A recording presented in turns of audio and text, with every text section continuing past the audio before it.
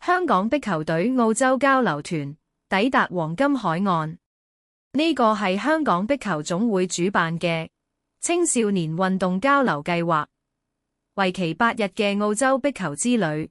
由康樂及文化事務署資助，澳洲壁球總會全力支持。參加嘅係第3階段區域泳隊訓練嘅一班年輕運動員，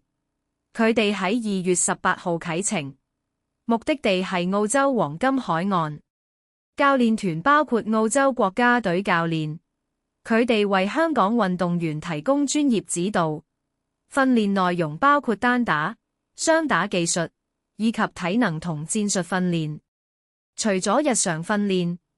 運動員仲參與咗多場友誼賽，同當地球員切磋交流，累積寶貴嘅國際賽事經驗。行程入面仲有豐富嘅文化活動，讓香港運動員體驗當地風土人情，擴闊國際視野。呢次交流計劃嘅最大收穫係運動員可以喺國際舞台上面見識、學習、提升技術之餘，亦學識點樣喺高壓環境下發揮。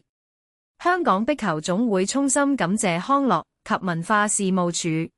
以及澳洲壁球總會嘅鼎力支持，期待未來有更多嘅國際交流機會。